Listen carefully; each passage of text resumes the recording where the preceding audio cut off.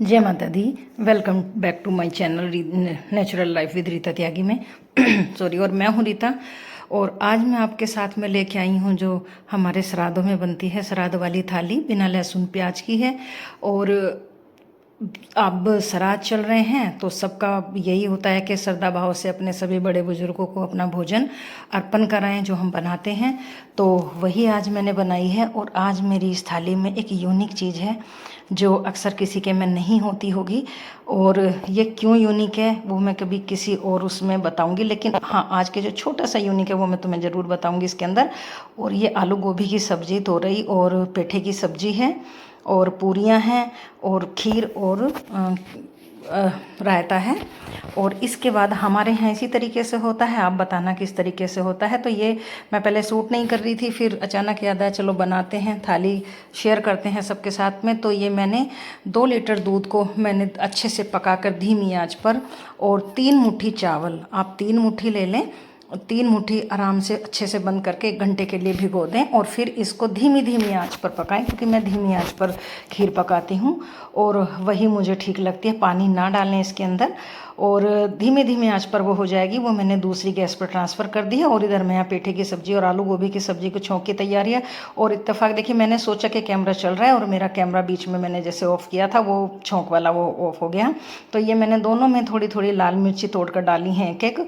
और इधर पहले मैंने मेथी डालकर उसके अंदर तेल के अंदर मेथी और थोड़ी सी लाल मिर्ची और सब्जी मसाला, नमक नहीं डालेंगे इसीलिए यूनिक है ये आज की थाली हमारी।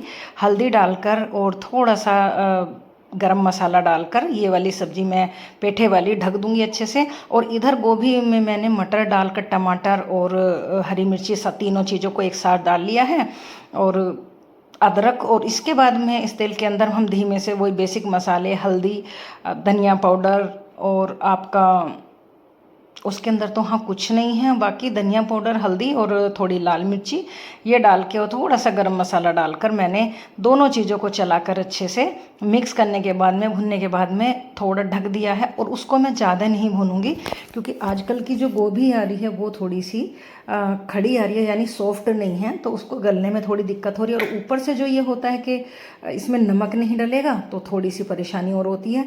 तो ये आलू गोभी को आप पानी के अंदर ही डुबा कर रखें अच्छी तरीके से धो के।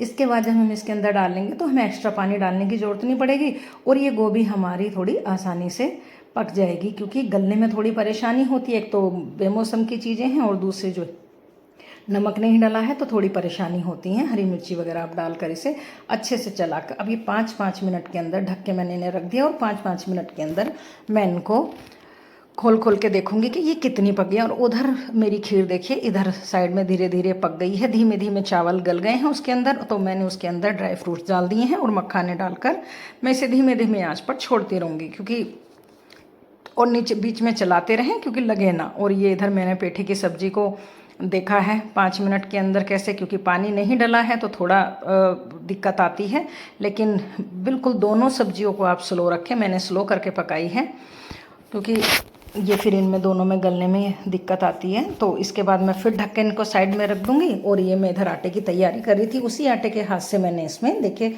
ये चावल सारे पक गए हैं, और किशमिश वगैरह सारी चीज़ें डालने के बाद में अब ये धीमे धीमे पकने दूंगी मैं। थोड़ी देर में इसमें चीनी डालेंगे, क्योंकि अच्छी तरीके से हो गई है। और इसके कढ़ी के साथ जैसे ही इसका वो आता है, जैसे हमारे कढ़ी के ऊपर लेयर आ जाती है, उसी तरह इस खीर के ऊपर भी लेयर आ जाती है। और आटा गूँथेंगे हम, 3-4 चम्मच मैंने इसमें तेल के डाल दिए हैं, नमक नहीं डाला है, अजवाइन क्रश करके डाल दी है, और सॉफ्ट आटा लगाएंगे। अगर आप बेलन से बेल के पूरियाँ बनाते हैं तो थोड़ा हार्ड लगाएं, और मैं हाथ से बनाती हूँ और वही मैं आपको दिखाऊंगी।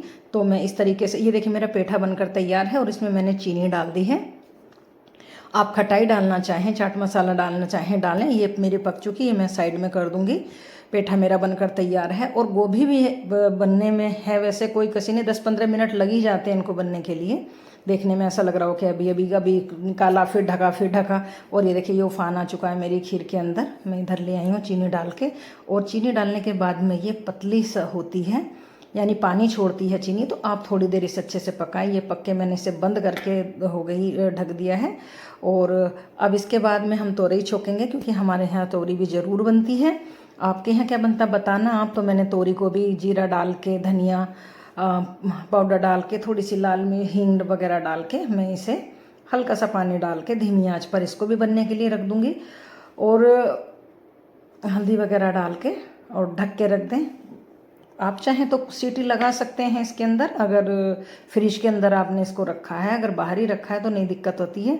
आप जो भी सब्जियां इसके बनाए हैं उसे रात के टाइम बाहर निकाल कर रख लें, अगर फ्रिज में है तो, नहीं तो ताज़ी है तो कोई बात नहीं। अब मैंने इसमें 4-5 चम्मच तेल डालकर आटे को सुधार लूँगी। इधर मेरी तोरी भी पक चुकी है और तोरी को अच्छे से पकने के लिए धीमी ही आंच पे करें और बाकी जो पीसीज हैं मैं उसे चमचे की सहायता से अच्छे से फोड़ दूंगी। इधर मैं रायते की तैयारी कर लेती हूँ। मैंने एक बर्तन में दही लेकर इसके अंदर बूंदी डाल दी थी आधा घंटा पहले और इसकी तैयारी करती हूँ मैं। इसके साथ में धनिया डालकर और हल्की सी लाल मिर्च डालकर, और ये गोभी भी मेरी हो चुकी है, तो गोभी भी धीमी धीमी आंच पर बनाई है, तो गोभी हो चुकी है। और इस गोभी में मैं बाबा जी की जो थाली थी, आज हमारे यहाँ पे 2 थालियाँ निकलेंगी, एक बिना नमक के, और जो बाबा जी थे वो बिना नमक के खाते थे, उन्होंने अभी बताऊंगी मैं आगे, तो नमक की, और उनकी ही वाइफ का यानी अम्मा जी का नमक का। तो अब बाबा जी की थाली सारी चीज़ें निकालने के बाद में मैं फिर नमक डालूंगी, धनिया वगैरह डाल के 5 मिनट इसे ढक के छोड़ दूंगी और फिर बीच में चलाऊंगी ताकि अच्छे से नमक एक जान हो जाए। और इधर मैं ये रायते की तैयारी कर लेती हूँ। तेल डाल के, जीरा और अजवाइन डाल के, हींग डाल के मैं इसमें तड़का लगा दूंगी, हल्की सी लाल मिर्च डाल के। और अच्छा लगता है जब हमारी सारी थाली अच्छे से हो जाए कि भाई कम से कम, और ये ज़रूर रखें आपके जीते जी आपके बड़े बूढ़े आपसे खुश होकर जाएं। सबसे बड़ी बात तो ये वाली है, ये नहीं कि आप बाद में खाना खिलाएं और उससे पहले आप उन्हें कुछ ना दें। तो ज़रूर आप ध्यान रखें अपने बड़े बुजुर्ग का। ये मैंने फिर बाबा जी का रायता निकालने के बाद में गिलास में और फिर नमक डालकर मैंने उसे चला दिया है। फिर मैंने पूरियाँ बना ली हैं। तेल गरम करें अच्छी तरीके से, और तेल के बाद में आप, ये मैं हाथ वाली पूरियाँ बनाऊंगी। तेल लगा के मैंने मीडियम आटा रखा है, हार्ड नहीं किया है, और ये बेलकर पूरियाँ सारी मैं उतार लूँगी। और हमारे यहाँ पर जो मर्द की थाली होती है उसमें 6 पूरियाँ निकालती हैं, और जो औरत की थाली होती है उसमें 4 निकालते हैं, और गाय की होती है। तो हमारे यहाँ पंडित वगैरह तो नहीं मिलते हैं, तो हम गाय को ही खाना खिलाते हैं। तो अब ये पूरियाँ हमारी हो गई हैं और ये हमारी थाली बनकर तैयार है। और नमक नहीं खाते थे क्योंकि वो फ्रीडम फाइटर थे, तो उन्होंने नमक गांधी जी के साथ ही छोड़ दिया था, तो इसलिए वो फीकी मीठा ही खाते थे या फीका। तो ये हमारी थाली बनकर तैयार है। तो ये थाली बाबा जी की और दूसरी थाली मैंने अम्मा जी की